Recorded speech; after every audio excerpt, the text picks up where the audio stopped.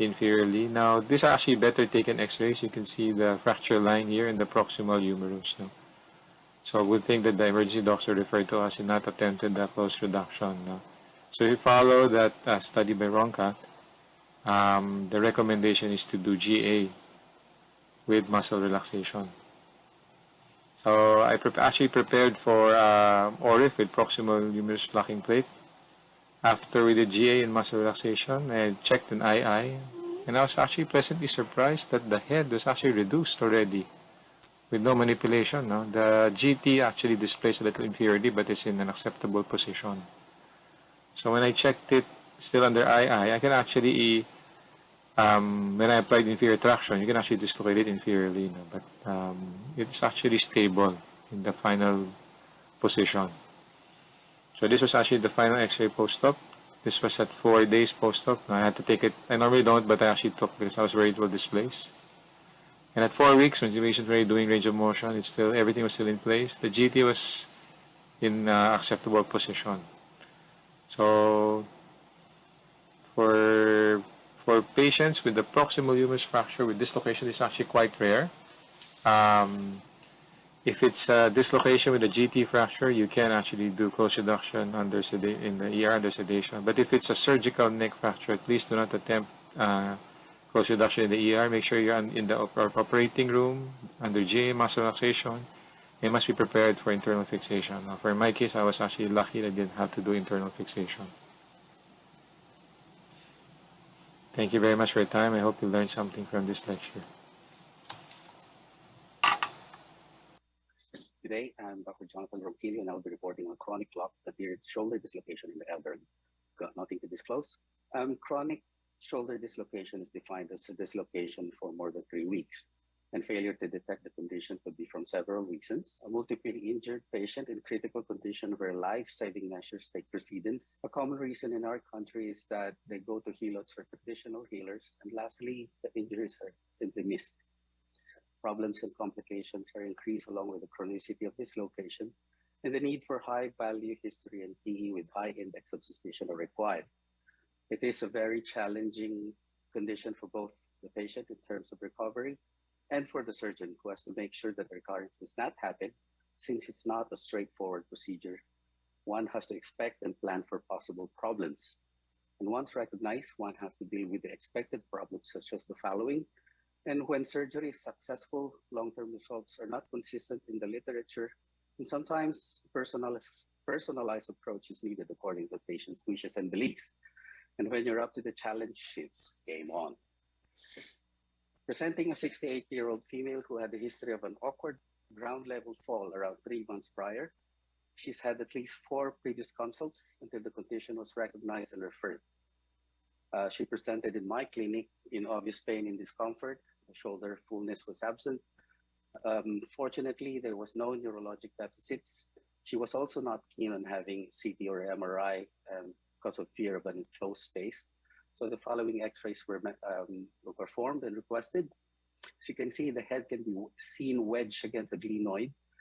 And the caudal AP and the lateral view show that the head is anteriorly dislocated with around 30% of the heel sacs lesion. The axillary view shows how far the head is dislocated. Thus, plans and options were discussed with the patient. The first option will likely not work and will recur. Option 2 is quite difficult because of the bony loss, and the traditional anchors that we apply may not hold properly onto the bruised head to perform a remplissage. A bony reconstruction should be straightforward, while a hemi, the fourth option, would be ideal for the patient's age. However, these were against the patient's wishes, despite explaining the case. A reverse shoulder arthroplasty should address the pain and instability, but the semi-constrained implant is not available in the country, and any type of replacement is against the patient's wishes, with no adequate data as well to back it up, while the last 2 options aren't ideal for the patient. And at the end of the day, the patient chose the more challenging option, which is to preserve the native anatomy. So open reduction via delta pectoral approach, which shows here that the shoulder is highly unstable after open reduction. An outside lesion was also identified and addressed. The heel sacs lesion makes it this bipolar equivalent and can perform. We cannot really perform a standard remplissage with anchors. In fact, I placed in one anchor there and it just pulled out. Thus, an implantless remplissage was performed using an ACL guide to pass the pin from the anterior inferior neck just below the cartilage and pass it all the way to the infraspinatus. The remplissage was performed with 2 transosseous sutures, and this is an enlarged image, posteriorly compressing the infraspinatus to the heel sac lesion posteriorly. Lastly, the anterior cuff, which is the supraspinatus, was repaired. The following are the post-op images showing the head centered. And at 6 months, these are the x-rays. She was doing her church duties after 6 weeks and actively cooking at 3 months. And these x-rays at 6 months show the maintenance of the reduction with a very happy, pain-free patient. Unfortunately, the patient has gone home to her province and has not been able to come back to travel due to travel restrictions, but is still very happy with their shoulder. So presented is a case of a chronic dislocation of the shoulder in the elderly with personal demands and wishes based on her beliefs. It is a very difficult case by itself and managed in a non-traditional fashion that approach well from a problem-based perspective. In shoulder dislocations, a good history and key to diagnosis, coupled with a high index of suspicion. Once proper diagnosis is reached, understand the problem and apply proper principles of each conditions. And where implants cannot be applied for the remplissage, the implantless remplissage is a viable alternative to bony and or prosthetic procedures. Thank you very much. Thank you, Dr. Dizon. Thank you again, Dr. Dizon and Dr. Ronquillo. We are now open for any questions for the 2 speakers. You may write your question on the chat box.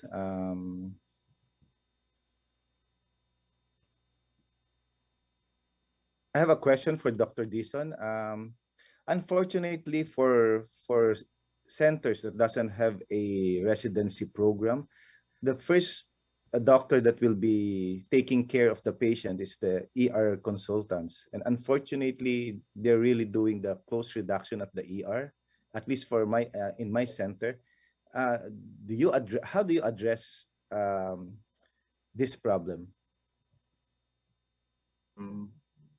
Actually, sir, it's a bit hard kasi before they're trained to do initial management. So their first instinct is to do close reduction. No? So usually what I try to do is beforehand, I ask them to refer to me or all the ortho in the hospital first before they do any form of management. It's just like, just to avoid any complications. So even if they were trained to do those things, I usually ask them to refer to us first and then let us agree if their plan is okay, just to avoid these complications. Because in these studies, it really shows it's almost 50% of them will displace it. So better if someone or another ortho have already seen it. And if I may add, June. Yeah, sure. Even in training institutions, especially if they were not referred, these types of injuries, like you said, especially for non-training institutions, if you could just ask them to do axillary views if they're unsure of it. Axillary views would basically answer the fact if it's dislocated or not. Mm-hmm. Yeah, thank you. Any question for Dr. Ronquillo? Have you experienced patients who are with lack dislocation to have any neurological deficit? Yes, actually. Well, this patient was just lucky enough to have no neurologic deficits, and I was lucky enough as well. Unfortunately for this one, she's had her dislocation for more than 3 months. And as I mentioned, there were a couple of orthopods who missed the injury as well. And prior to the last orthopod who referred it to me, Another orthopod even a couple of them actually tried to manipulate it from the clinic setting, despite the fact that it was already dislocated. Another one also injected it with a steroid, thinking that it was an impingement syndrome. Um, so if you don't, Good. yes. I just have one question for Dr. Patrick. Yes. Especially for like yung case ng 26-year-old, no? Since very young individual, is there a role for like, once the fracture heals, would there be a role, you think, for like an MRI of the shoulder to be taken just to assess if there are other structures which could have been injured during the dislocation? I think she can have an MRI just to assess, but I think the worry for this one, once the fracture heals, is if she will redislocate. I think at her age group there is a chance that she might redislocate.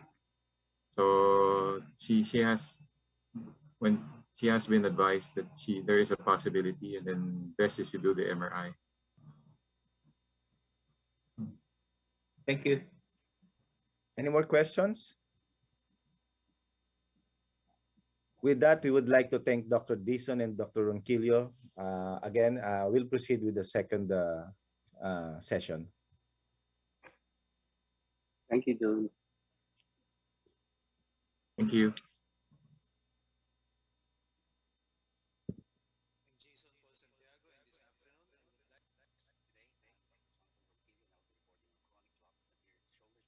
Okay, so a pleasant morning to everyone. Again, okay, sorry for the feedback. A pleasant morning to everyone. We'd like to start our second session for this morning. Our presenters for the second session are Doctors Jason Paul Santiago and Dr. Carlo Burpon. So for our first speaker, he is a active consultant at the sports unit of the POC and member of the POSUM and the Philippine Shoulder Society. Okay, may we ask Dr. Santiago to start his presentation. Good morning, sir. Yan.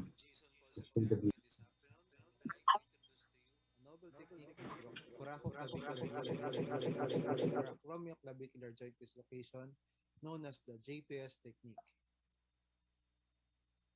I have nothing to disclose, and here is the outline of my talk. Acromioclavicular AC joint dislocation is one of the most common injuries in the shoulder. Falling on the shoulder with the arm in adduction or falling on the outstretched hand are the common mechanism of injury. There are different surgical treatment strategies that have been described for the fixation of the acromioclavicular or AC dislocation. You have your Bosworth screw suspension technique or your superior clavicular hook plate, or using a button or a tight rope. However, because of the small button surface area, there's a risk of button cut out or cut through the clavicle or through the coracoid. That's why they changed the button to a dog bone construct. But because of the expensive price, not all of our patients in POC were able to avail this type of surgery. That's why I want to introduce to you a novel JPS technique in CC ligament reconstruction using a 1/3 tubular plate and a fiber tape. The goals of JPS technique is to reduce and reconstruct the coracoclavicular ligament, the conoid, and the trapezoid, and to repair the AC ligament and the capsule to have a stable fixation in both horizontal and vertical planes. Indication for which is a Rockwood type 3B and a type 5 lesion. These are the materials that I use. I just want to stress out that the 3 holes 1/3 tubular plate that I use is the one on top with a wider center gap for you to reproduce the anatomic V-shaped position of your CC ligament. The first case of JPS technique was done in August 2017, wherein a 47-year-old male with a history of fall on the right shoulder and diagnosed with a Rockwood type 3B injury. For the surgical technique, under general anesthesia, the patient is placed in a semi-V chair position, a vertical incision approximately 8 to 10 centimeters from the lateral edge of the AC joint down to the coracoid process. The superolateral third of the clavicle is exposed, like when you're doing a clavicular plating. And the coracoid were exposed bluntly using a delta pectoral plane. Trial reduction of the dislocated AC joint is done by pushing the clavicle down and pushing the elbow up. This will give us the idea if the AC joint is reducible or not, and if we need a release of some adhesions. Looking from the superior view, a mixture is passed from the medial to lateral of the coracoid process. Then using a mixture or a hook suture passer, the first fiber tape is passed from medial to the lateral side of the undersurface of the coracoid. Then you pass the second fiber tape in the same manner, and then the 3 holes 1/3 tubular plate is placed 1 centimeter medial to the distal end of the clavicle, and the 2 holes to the medial side and 1 hole on the lateral side. The limb of the fiber tape should be in line with the 2 lateral holes for the conoid and the trapezoid ligament. Then I fix the 1/3 tubular plate with 1 cortical screw at the most medial hole, and the 2 other holes were drilled. The 2 holes where the fiber tape will be passed, the medial hole will be the conoid, and the lateral hole is for the trapezoid. Then each side of both fiber tape is passed from the inferior to superior side of the clavicle on each side of the hole. You can use the smallest NGT tube, French 8, and a suction tip, Fraser tip, or a suture passer. Now we need to identify the limb ends of the first fiber tape on each hole, and we do our hand tying. It's very important to make sure that you over-reduce the AC joint and maintain that over-reduced position while you do your hand knot tying. I do 6 half hitches or square knot on each fiber tape. To further augment the AC joint stability, I repair the AC ligament using a bicural 1 suture in a figure of 8 manner. Finally, test the range of motion post-op and check for the stability. Then this is the pre-op and post-op radiograph. You will notice that the AC joint is now reduced back to its original position. So this is a 2 months post-op X-ray and the 4 years post-op X-ray. The JPS technique, advantage of which, it's cost cheaper versus to a dog bone or a button. It also covers a large surface area for pushing down the lateral third of the clavicle to reduce the AC joint back to its original position. It also prevents cutout rate, and it has no donor site morbidity since you don't need to harvest any tendon. It's not a rigid fixation, so it allows normal slight rotation per clavicle when doing abduction and flexion, and it's easy to do since this is an open procedure. The disadvantage of fiber tape lengthening and rupture and knot tying. So thank you and good afternoon. Good day.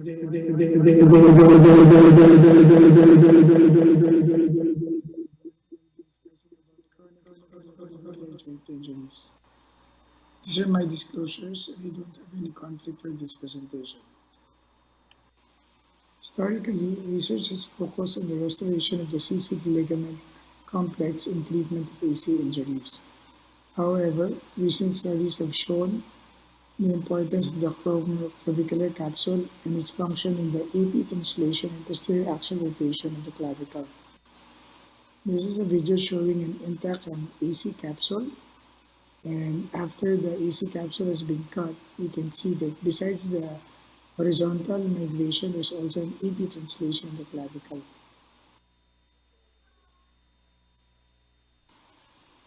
In regards to the timing, studies have shown that the AC and CC ligaments lose their potential to heal after 3 weeks.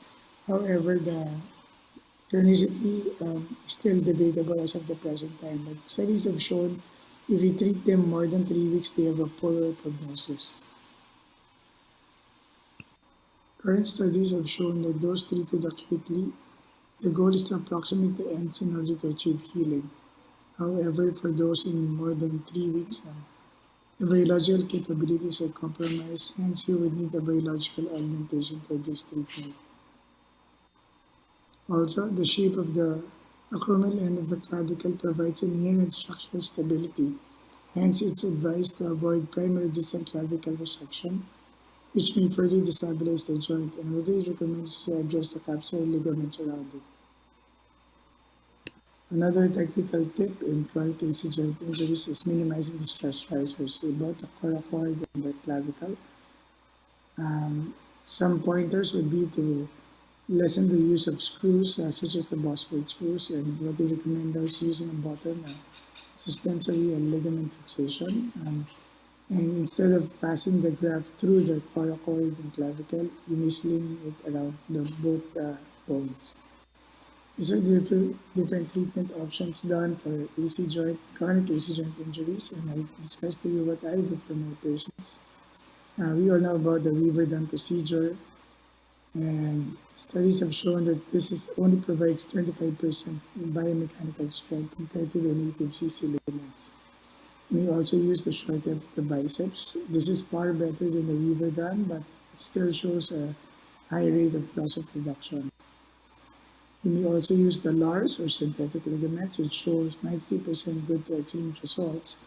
However, they show a significantly lower constant score compared to the biologic grafts.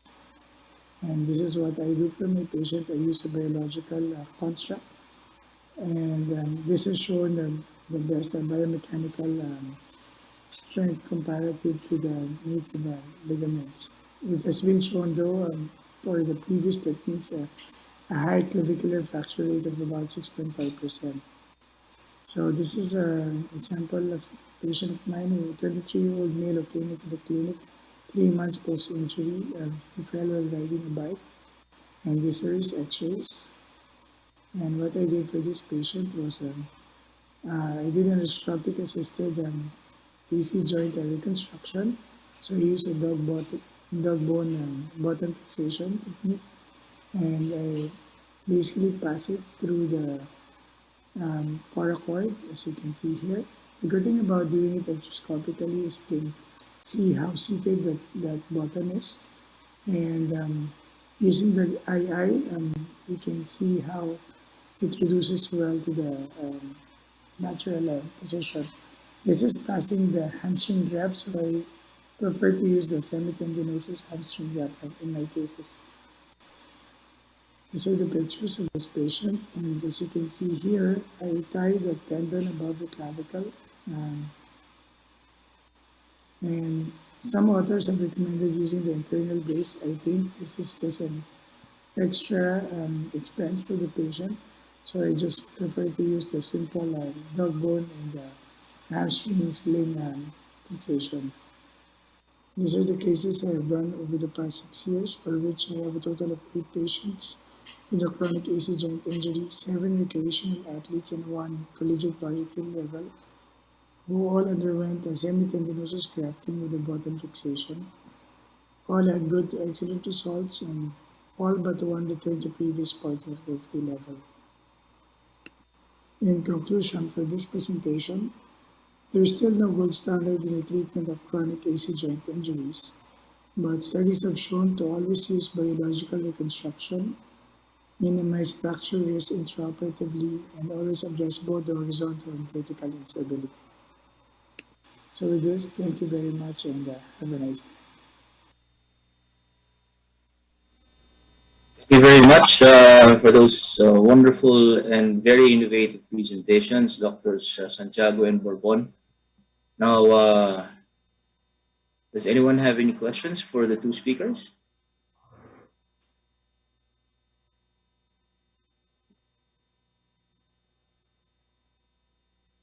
Just a comment lang, Jojo.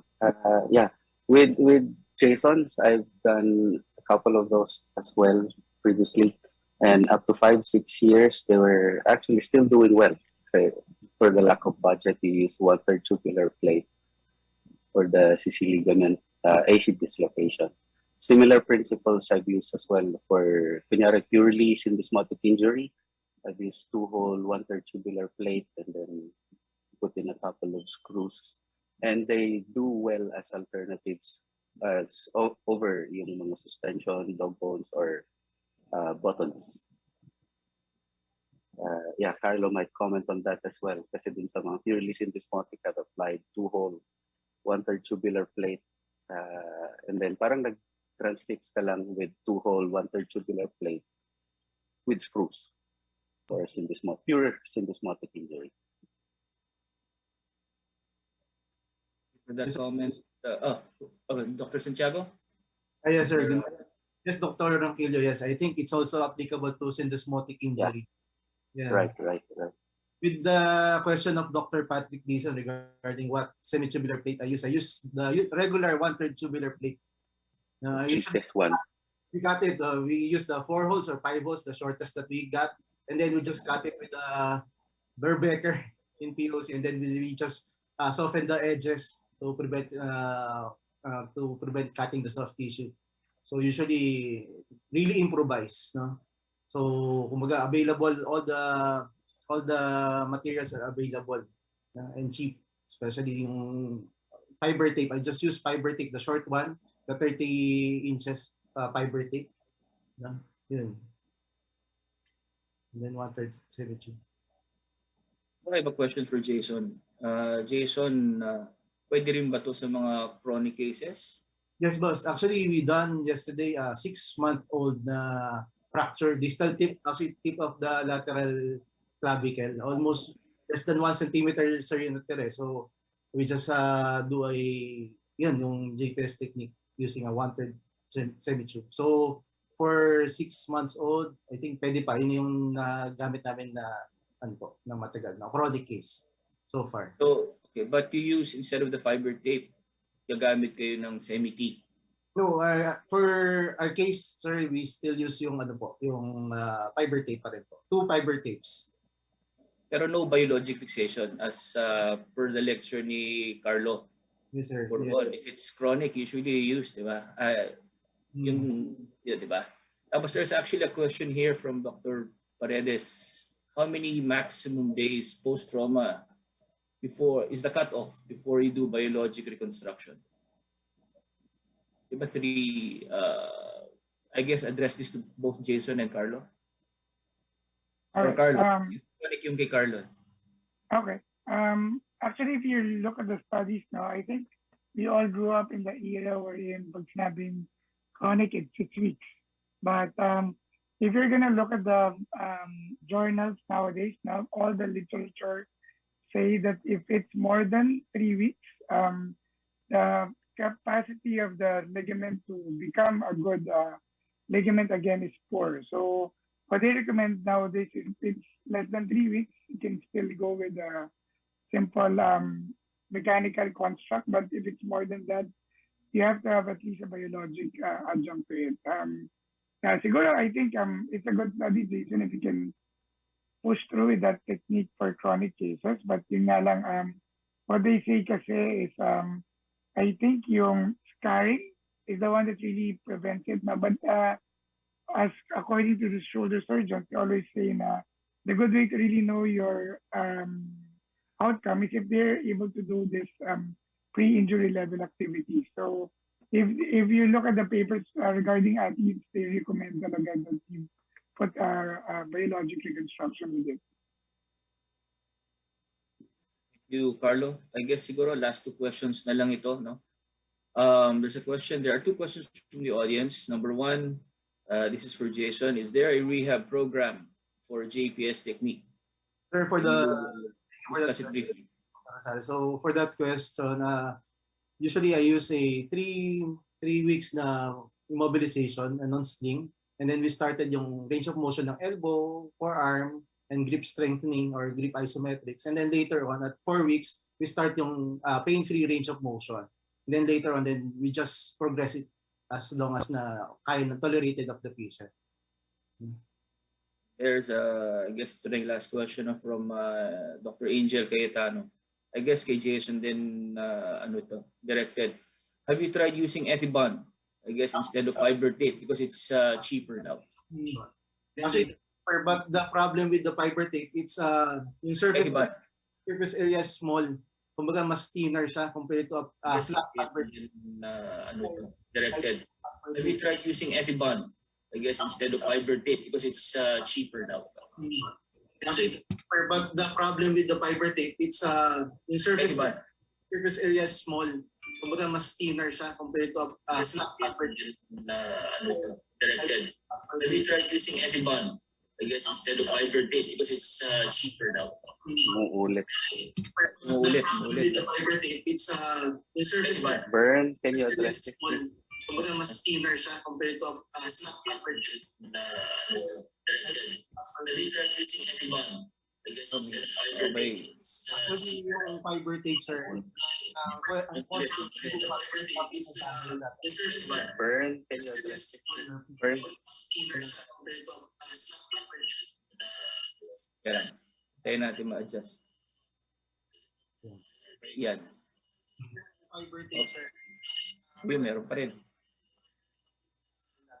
Ayan na. Up. Okay na? I guess. Okay. Jason, you were saying? Yeah, yes, sir. Yung cost of a fiber tape is actually 2.5, I think, from the direct from the supplier. Company. From the company. So if you're going to use two, it's just 5,000. The Etiban actually, parang ganun na din yata, mga 2.5, pero it's already 4 strands, no? So maybe it's cheaper, but the problem it's thinner compared to a flat fiber tape. No, so for me, it's stronger yung fiber tape compared to a Etiban. No? So yun yung I'm afraid of the yung cutting through the coracoid, no? So that's why I use a flat fiber tape doon sa ilalim niya, under surface niya. Yeah. even the fiber wire is so much stronger than the Etiban because the Etiban is not that reliable when it comes to these types of high shearing force. And it might cut off. Si Jingoy ba yun? Thank you, Jingoy. Yes. And Jason. All right. So if there are no more questions, I guess that would end the session. Thank you, Doctors Jason Santiago and Carlo Urbon. Thank you very very much. much.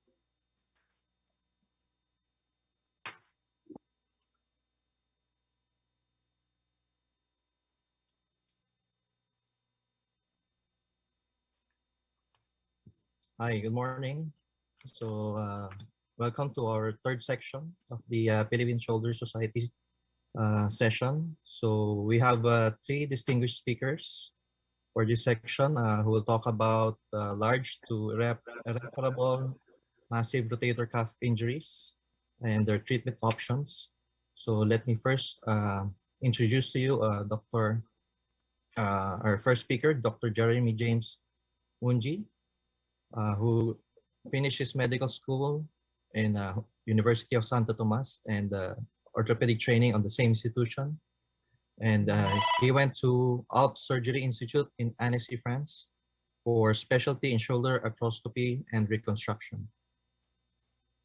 Next, our next speaker also is Dr. Chauncey Kesserlin, who graduated medical school at St. Luke's College of Medicine and went on to residency training program at the same institution and had his shoulder fellowship at Clinique La Châtaigneraie, Clermont-Ferrand, France.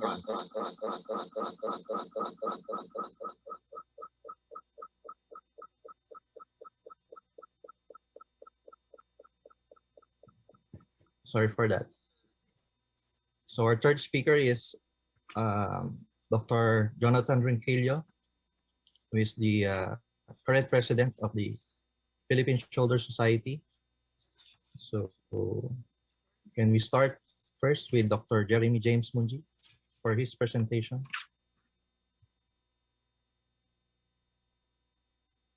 Dr. Munhi, and my topic for today is tendon releases for moderate to large cuff lesions.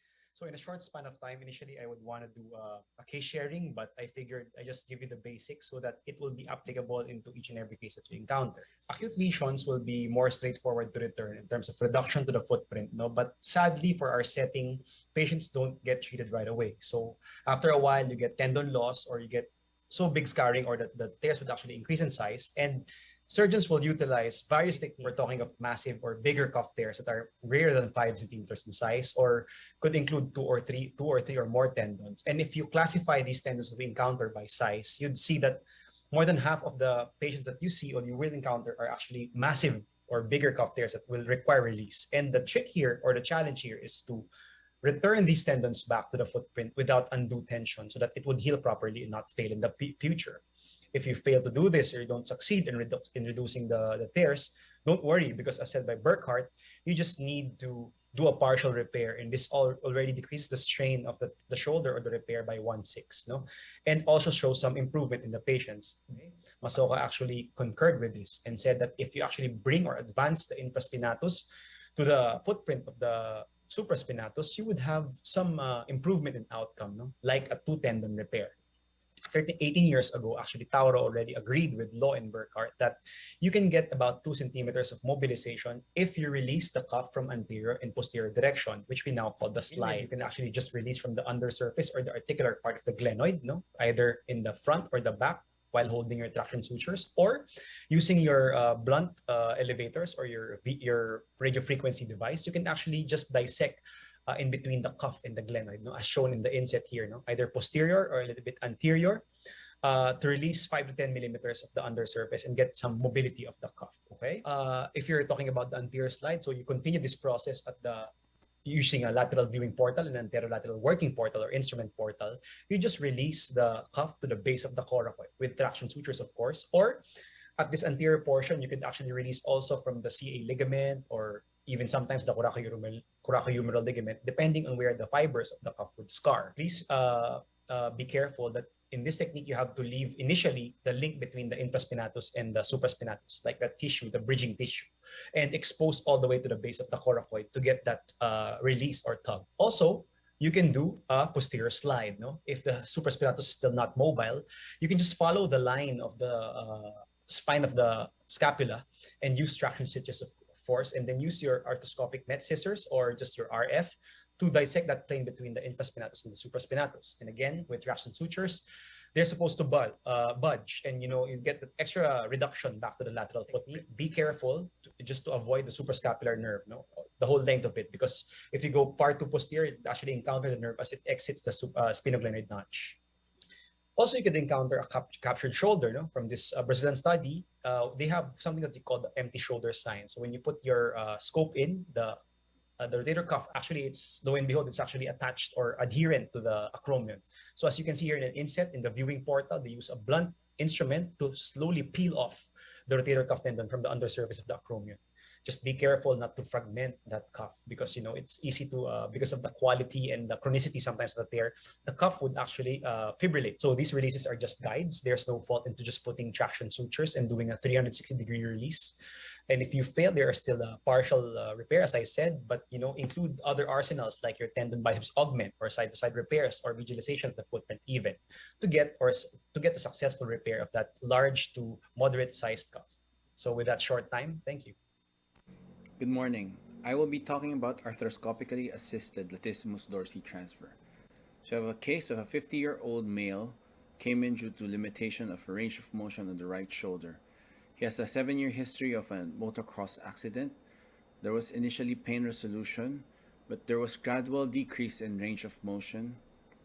Patient was unable to do activities of daily living as well. An MRI was done, a complete rotator cuff was diagnosed. So in the interim, there was no surgery or PT performed, but eventually, due to progressive limitation of movement on the right shoulder, patient opted for surgery. So on physical exam, you'd note atrophy and tenderness. There is a forward flexion of up to 45 degrees, 10 degrees on abduction. Patient also has a positive external rotation lag sign. On X-ray, you'd be able to note superior migration of the humeral head. There's also a decrease in the acromiohumeral interval. On MRI, you'd be able to note retraction of the rotator cuff up to the glenoid area. Goutelier calcification grade 4. So our assessment is a massive rotator cuff tear, Cofield 3, Pat 3 of the right shoulder. So it is irreparable when you cannot repair primarily to the insertion on the tuberosities, a greater than 5 centimeter tear and retraction, and a Goutelier classification of type 3 or 4. This is the illustration which shows how massive rotator cuff tear would look like on the anterior and posterior views. The retraction can cause the tendon as previously discussed. So our contemplated procedure is an arthroscopic assisted latissimus dorsi transfer. So first, we did an open tendon harvest. The patient's right arm was placed in abduction and external rotation. Once the muscle belly was released from its surrounding structures, a pneurotic band leading to the latissimus dorsi was identified and carefully followed to its humeral insertion, where we detached it. So this is an illustration of the harvest. And then this is the latissimus dorsi tendon. So on diagnostic arthroscopy, as you can see here, there's no cuff that can be seen already, and that's the humeral head. We prepared the footprint. So our first technique is a transosseous tunnel latissimus dorsi transfer fixation using a cortical button. We use ACL guide from posterior to anterior direction. We drilled the tunnel and we inserted the latissimus dorsi across the tunnel and fixating it using an endo button, as shown in this illustration. So this is post-operative x-rays. You'd be able to note an increase in the acromiohumeral interval of 11 millimeters from 3.5. So for the succeeding cases that I did, we did an over-the-top and tubularized latissimus dorsi fixation onto the footprint of the supraspinatus. So this is again an open harvest. I placed it over the top using knotless suture anchor, and we also sutured the retaining or remaining rotator cuff. So compliance and adherence of the patient to strict physiotherapy regimen to be able to develop the neuromuscular control to recruit the latissimus dorsi as an external rotator instead of an internal rotator. So this is the video post-op, 6 months post-op of our patient.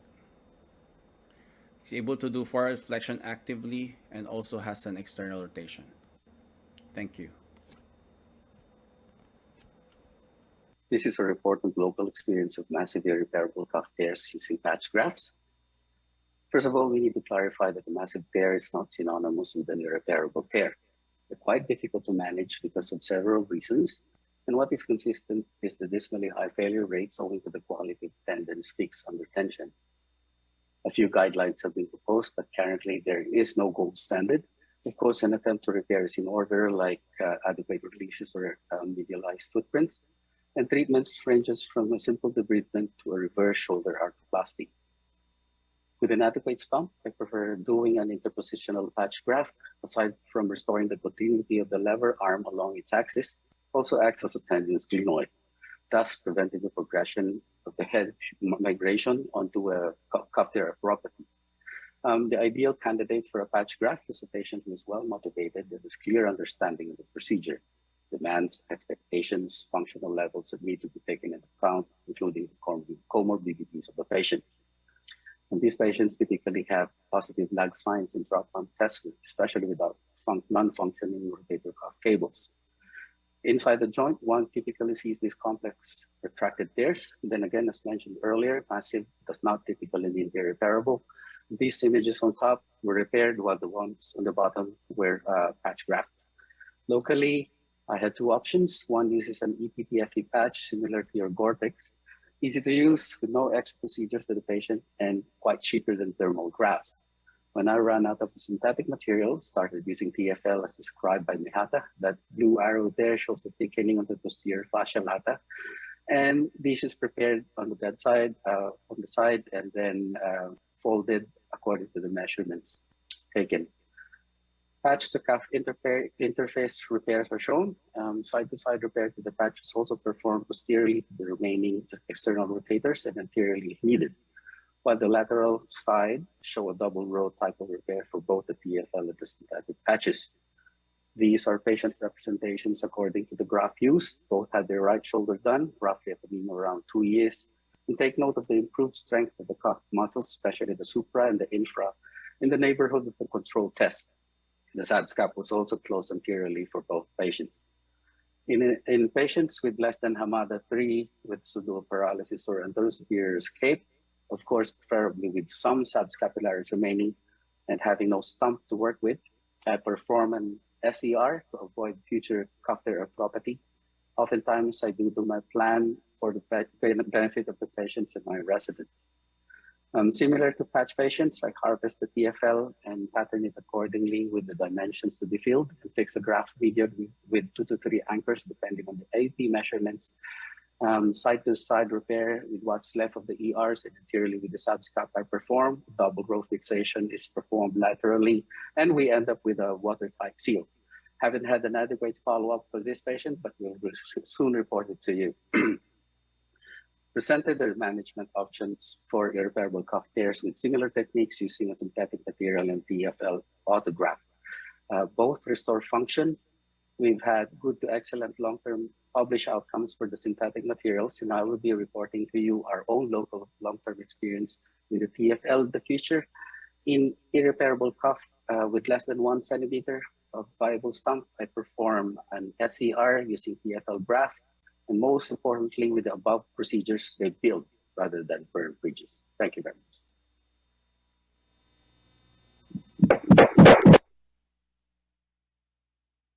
Okay, thank you very much to all our speakers.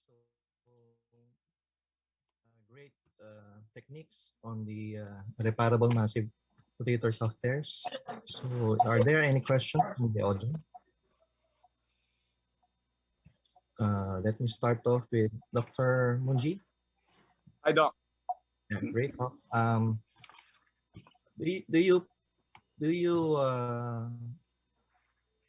try to perfectly reduce the torn stump to the original footprint, or putting it more medially is enough for you? Doc, as much as I can, I try to bring it back to the footprint, but if there's going to be any tension on my repair, I'd rather not. So it's just my best effort lang, sir, just to reach the footprint. You know? But if it's going to be a little bit more medial, then that's fine for me, as long as there's no tension. Because I see that my patients actually would have problems in the future, more if it was in tension, even if I bring it back to the bigger footprint or bigger part of the footprint. But if I just leave it medially, it will heal just enough for them to have useful function and without any tension in the repair, sir.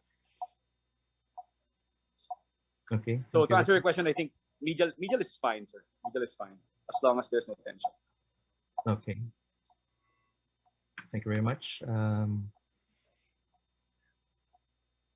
So there's a question on the chat box. So would using the biceps tendon be an option for managing massive cuff tears? I guess you could go ahead first, Dr. Munji.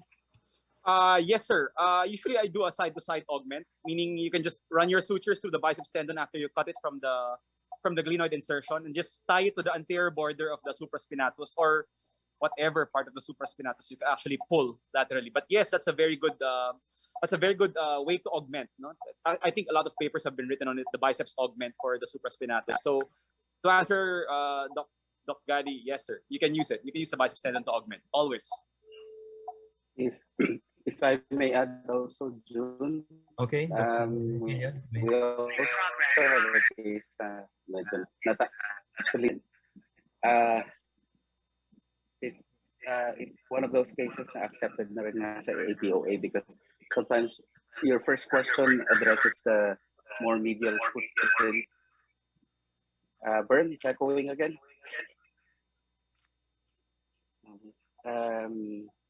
What's that again? Yeah, medialized. It's too medial, and if you try to repair it, you develop a lot of tension, as mentioned by Jem. Another option is that biceps. So basically, in one case, I actually combine both. I medialize the footprint by removing around 5 millimeters of your cartilage and rerouted the biceps posteriorly. So that you basically place the biceps at the most with the yung mediolateral U of your rotator cuff, and then the extra sides you can actually repair it side to side posteriorly and anteriorly with your supra or supra. And so yes, the biceps can help.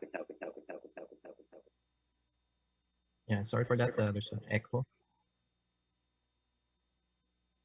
Okay, for Dr. Chonsi Lim, again, would you use a biceps tendon as an option for managing massive calf tears? It is, hi sir. Yes, it is also an option. I believe it was also presented in our last shoulder meeting, which was on our postgraduate course. So they normally call it the Chinese way, which is to cut the biceps and transfer it and move it to the footprint of the tuberosity and attach the remaining rotator cuff in it to act as an anchor and also as a depressor of the humeral head. Okay, thank you very much, Dr. Lim. It's I 9 o'clock. have one more question with regards to our local setting, with regards to the treatment of the massive irreparable tears. Do you have a strict set of criteria for your patients? So this is directed to Dr. Ronquillo. If it's, I always, if especially for massive cuff tears, I always prepare for a possible interpositional patch or an SCR. I tell the patients immediately, well, pre-op, to prepare for that. But again, as mentioned on my lecture, I still try to attempt repair. If not, if the tension is too much, I do an interpositional patch. If there's no stump at all, at least 1 cm stump of the LPT tissues, I'd rather do an SCR. Basically, that's it. Okay, or Dr. Chonsi Lim also, you have your own set of criteria for doing the arthroscopic assisted latissimus dorsi transfer. Now, for doing the arthroscopically assisted dorsi transfer, first and foremost, the number one criteria is an intact subscapularis, sir. So for patients with really irreparable cuff, even a partial repair is not feasible, sir. That's basically my main criteria. And yeah, I do an open lat dorsi transfer and try and as much as possible to be able to cover from posterior to where it would reach the medial tuberosity, sir. And if there's still a remaining tendon, even if it's Gutale state type 4, we still try and repair it through the attach it to the latissimus dorsi transfer. Basically, the main goal is for it to act as a humeral head stabilizer or depressor and to recruit as an external rotator, sir. As we all know, its main action is adduction and internal rotation. Yeah. Okay, thank you. Are there any more questions from the audience, from other panelists?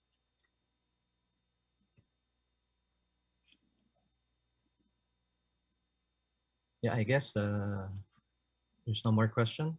So thank you very much to our distinguished speakers for this section. Hi, good morning to everyone.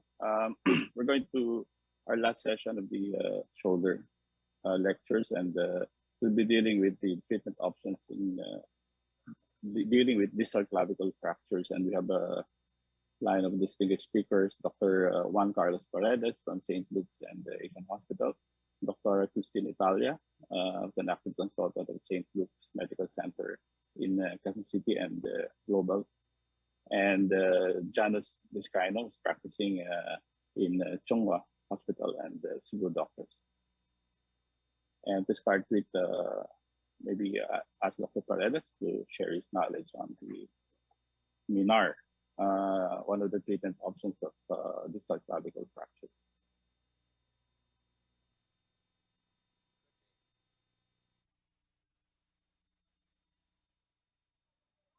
I would like to thank the POA for this opportunity to give this talk about distal clavicle fracture, minimally invasive options. I have no disclosures pertinent to this talk. When faced with a patient like this, What are the options? This may come into mind, but are there better options? The objectives of this talk are as follows.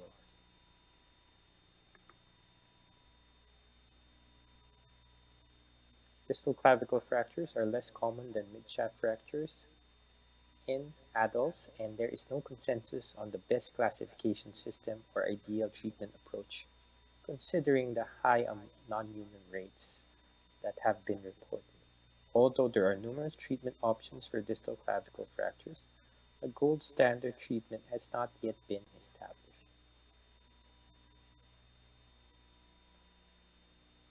Clavicle fractures account for 2.6 to 4% of all adult fractures. 10 to 25% of all clavicle fractures occur in the distal third segment. Roughly 30 to 45% of all clavicle non-union fractures occur distally. The AC joint is dependent on static stabilizers. The acromioclavicular ligament provides anterior-posterior stability, while the coracoclavicular ligaments, the trapezoid and the conoid, provide superior-inferior stability. The trapezoid, which is lateral, and the conoid, being medial. It is also important to note the clavicle rotates up to 50 degrees. This is an important consideration in the choice of implant. There are a couple of classifications for the distal clavicle fracture, which are as follows. We are more commonly familiar with the modified Meyer classification. And the new classification, the Cho classification, which considers fracture displacement and stability as well as fracture location, provide more information for diagnosis and associated treatment options, including fixation methods. It is based on simple anterior, posterior, and oblique views of the AC joint and in an axial view in shoulder radiography. This algorithm shows the treatment options for each type, type 1 being conservative, and type 2 with the different subtypes and the different treatment options. Various strategies for surgical treatment of distal clavicle fractures have been reported, including pre-contoured locking plates, hook plates, CC fixation using suture anchors, suture button device or screw, tension band wiring fixation, transacromial Kirschner wire fixation, and arthroscopically assisted techniques. These are the CC fixations. The CC screw fixation is associated with some key complications: screw loosening, limitation of shoulder motion before union, and incorrect screw position. Screw fixation has been substituted by flexible CC fixation using sutures, suture anchors, tapes, or suture buttons.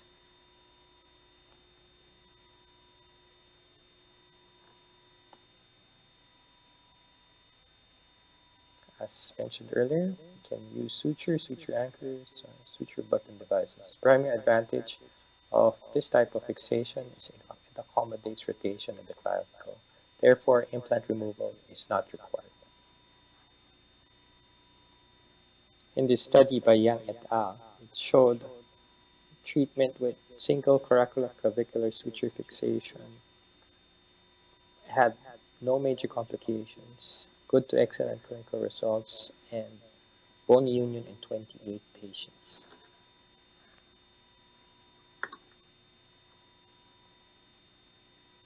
Flexible CC fixation also offers minimally invasive approach as seen in the incision scar of this patient.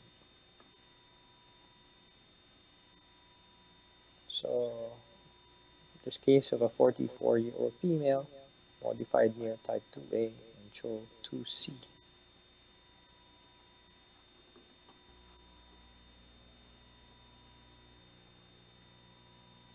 Here are the post-operative radiographs and 12 months post-operative radiograph. In And this study by Cho et al. Showed that the primary advantage of CC fixation is that implant removal is not required. In a case series done by Kenyon et al. Using flexible CC fixation with the MINAR, or the minimally invasive acromioclavicular joint reconstruction, 15 patients achieved bony union, one asymptomatic non-union, and there were no complications or reoperations. In a study by Yan et al., in the clinical efficacies of CC ligament reconstruction using suture anchors versus hook plate, mean constant Murray score in the CC reconstruction group was significantly higher than that in the hook plate group in the early postoperative period. The arthroscopic technique can also be employed for distal clavicle fractures. The advantage of this technique is that it offers the ability to handle concurrent shoulder joint problems such as impingement, rotator cuff tear, or snap tears.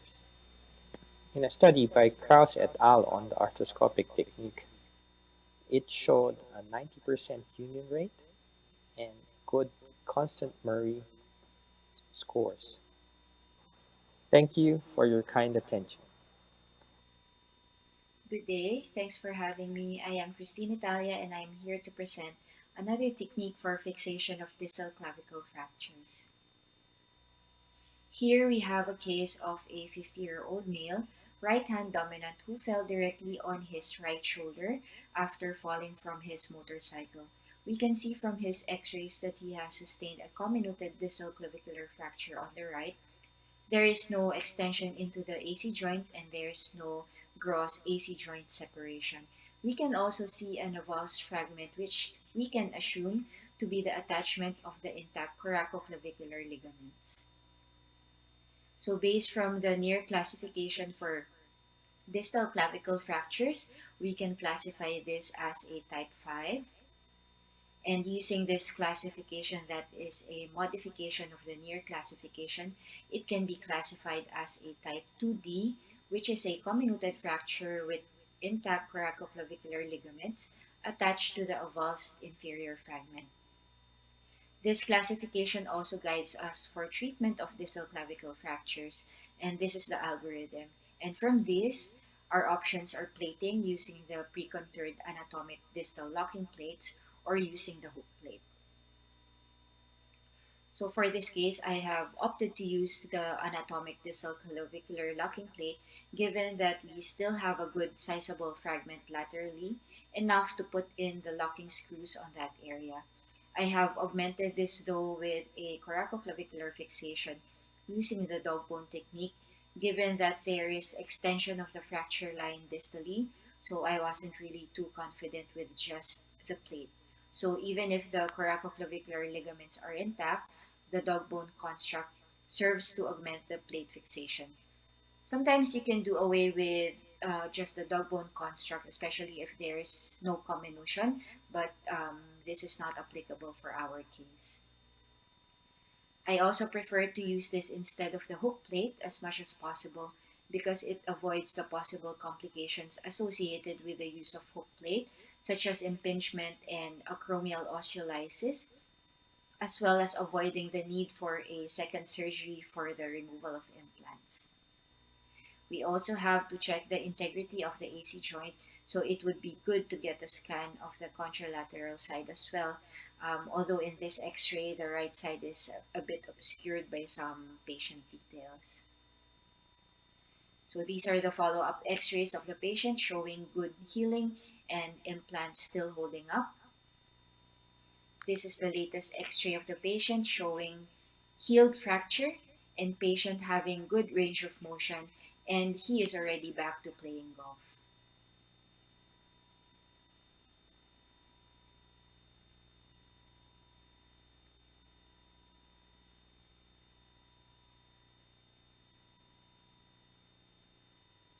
So thank you and have a good day. Hello, everyone. Thank you to the organizing committee for the opportunity to share my experience in using hook plate fixation for distal clavicle fractures. I am Dr. Janus Vizcaino Jr., a shoulder specialist based in Cebu City. Distal clavicle fractures accounts for 10 to 25% of all clavicle fractures. Although only a third of these fractures are displaced, the rate of non-union is as high as 22 to 31%, especially for near type 2B, which are considered unstable fractures due to the associated disruption of the CC ligaments. With a high rate of non-union, surgical fixation is recommended as a treatment of choice. There are several methods of fixation for distal clavicle fractures. One method that is widely used and has proven very effective is using a clavicular hook plate. It's a single solution for fixation of both clavicle fracture and CC ligament disruption. It's a fast and reliable technique that has a very high fracture union rate. It allows the reduction of the superiorly displaced medial fragment despite the size of the lateral fragment. Here is a 52-year-old patient who sustained a displaced distal clavicle fracture after a motorcycle accident. Postoperatively, patient is doing well with no complaints and is scheduled for plate removal 6 months after surgery. Advantages of using a hook plate includes high percentage of fracture union, familiar surgical approach, and the application of standard plating principles. A retrospective study by Tyren et al. Showed 96% fracture union rate and good to excellent outcome scores. Although there were several hardware-related issues, it mostly resolved after plate removal. Although high fracture union rates can be achieved with using a hook plate, it does have its disadvantages. Here is a patient advised plate removal after 6 months but was lost to follow-up. 2 years later, patient came in the clinic due to complaints of shoulder pain on range of motion.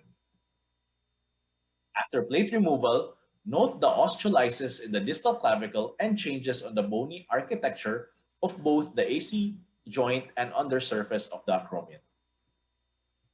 One of the major disadvantages of using a hook plate is the need for plate removal once fracture union is achieved. This can entail additional cost to the patient and time lost from recovery. If not removed, eventually may lead to distal clavicle and subacromial osteolysis, fracture of the acromion, hook impingement, and rotator cuff tear. A study by Lopez et al. Showed an overall complication rate of 16 to 40%. They concluded that plate removal immediately after fracture healing decreases the rate of complication. To compare with other methods of fixation for distal clavicle fractures, hook plate fixation achieves a similar functional outcome and union rate compared with CC stabilization techniques and locking plate fixation. However, hook plate fixation has a higher complication rate compared with the other two methods. In summary, using a clavicular hook plate is a reliable method for treatment of unstable distal clavicle fractures with high union rates and good to excellent functional outcomes. It is important that patient understands the need for plate removal once fracture union is achieved to avoid hardware-related complications. Thank you. Thank you very much for all the speakers. It was a very thorough and lecture, and sad to tell you that we're running out of time, and we just have to thank all the speakers for such a wonderful talk. And I think we now shift to the next lecture series. Thank you. Thank you very much to everyone.